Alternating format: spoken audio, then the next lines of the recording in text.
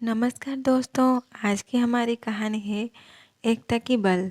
एक बार की बात है कि वनगिरी के घने जंगल में एक उन्मत्त हाथी ने भारी उत्पात मचा रखा था। वह अपनी ताकत के नशे में चूर होने के कारण किसी को कुछ नहीं समझता था। वनगिरी में ही एक पेड़ पर एक चिड़िया और चिड़े का छोटा सा सुखी संसार था।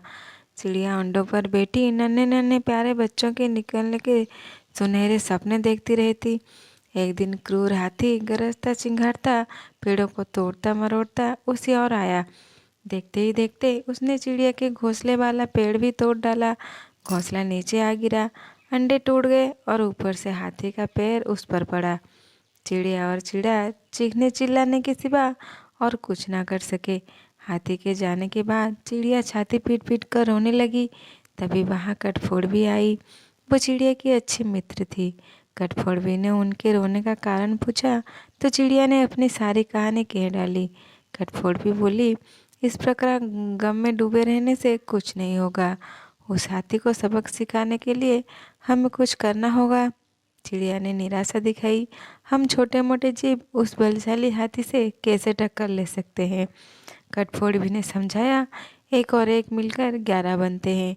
हम अपनी शक्तियाँ जोड़ेंगे। कैसे? चिड़िया ने पूछा। मेरा एक मित्र बियांक नामक भंवरा है, हमें उससे सलाह लेना चाहिए। चिड़िया और कटफोड़वी भंवरे से मिली। भंवरा गुनगुनाया, ये तो बहुत बुरा हुआ। मेरा एक मेंढक मित्र है, आओ उससे सहायता मांगे। अब तीनों उस सरोवर के किनारे पहुँचे जहाँ वो मेंढक रहता था।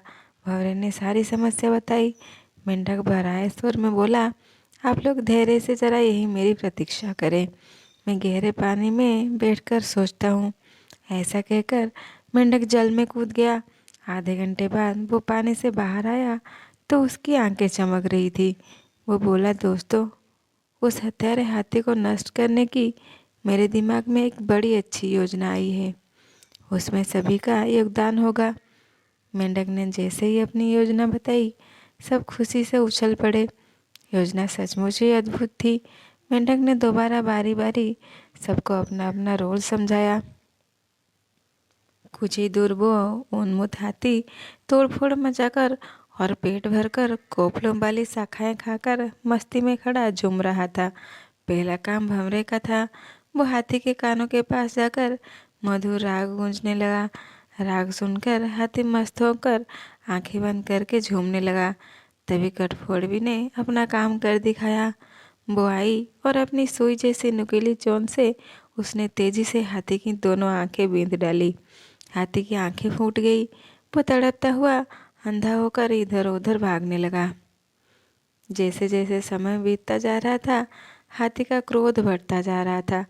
आंखों से नजर न आने के कारण ठोकरों और टक्करों से शरीर जख्मी होता जा रहा था। जख्मों से और चिल्लाने पर मजबूर कर रहे थे। चिड़िया कृतज्ञ स्वर में मेंढक से बोली, मैं आजीवन तुम्हारी आभारी रहूंगी, तुमने मेरी इतनी सहायता कर दी। मेंढक ने कहा, आभार मानने की जरूरत नहीं, मित्र ही मित्र के काम आते हैं। एक तो आंखों में जलन और ऊपर से चिल्लाते चिंघाड़ते हाथी का गला सूख गया। उसे तेज प्यास लगने लगी। अब उसे एक ही चीज़ की तलाश थी, पानी। मेंढक ने अपने बहुत से बंधु बांधवों को इकट्ठा किया और उन्हें लेकर दूर बहुत बड़े गड्ढे के किनारे बैठकर टहराने के लिए कहा। सारे मेंढक टहराने लगे।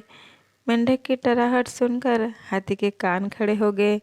वो ये जानता था कि मेंढक जल स्रोत के निकट ही वास करते हैं। वो उसी दिशा में चल पड़ा। टराहट और तेज होती जा रही थी। प्यासा हाथी और तेज भागने लगा। जैसे ही हाथी गड्ढे के निकट पहुंचा, मेंढकों ने पूरा जोर लगाकर टर्राना शुरू किया। हाथी आगे बढ़ा और विशाल पत्थर की तरह गड्ढे में गिर पड़ा, जहां उसके प्राण पखेरु उठते देर न लगे। इस प्रकार उस अहंकार में डूबे हाथी का अंत हुआ। नमस्कार। जय जगन्नाथ।